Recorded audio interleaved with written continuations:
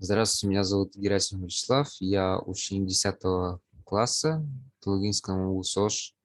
Разрешите представить вам свою работу «Рождение индюков в домашних условиях как бизнес-идея на примере нашей школы».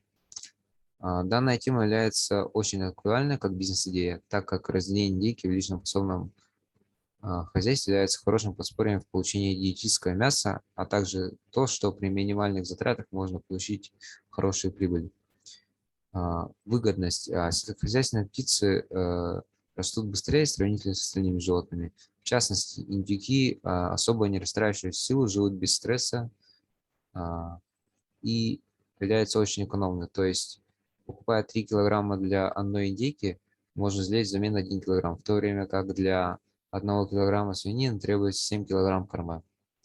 А, Отсутствие дополнительных трудностей в питании, в частности у индюков.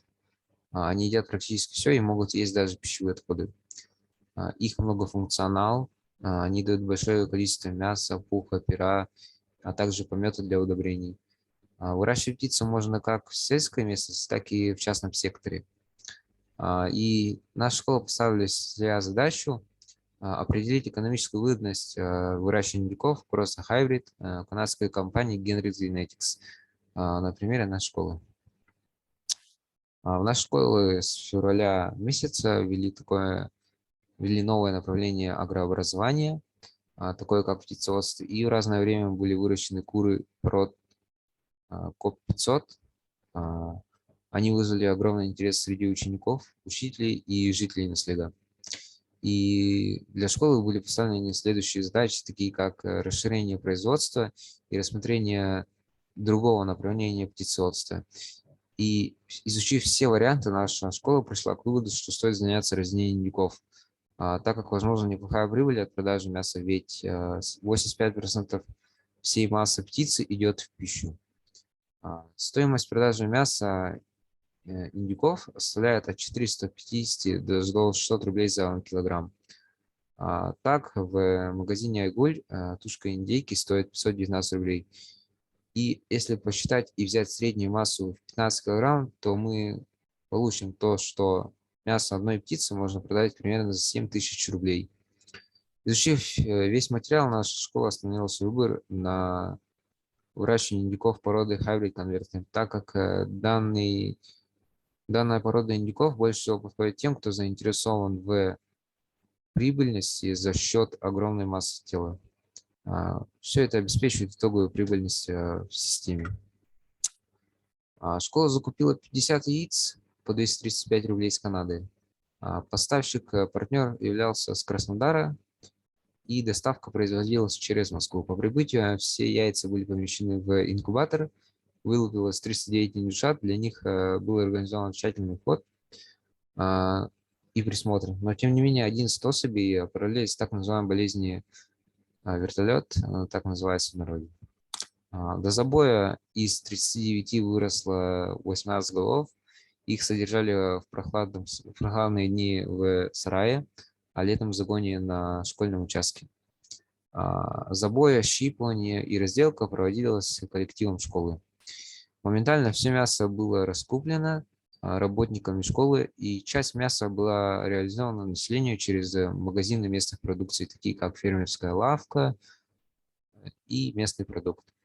Основной причиной хорошего сбыта оказалось в первую очередь полезные свойства мяса и его экологичность, а во-вторых, в том, что осенью у многих семей запас мяса был исчерпан.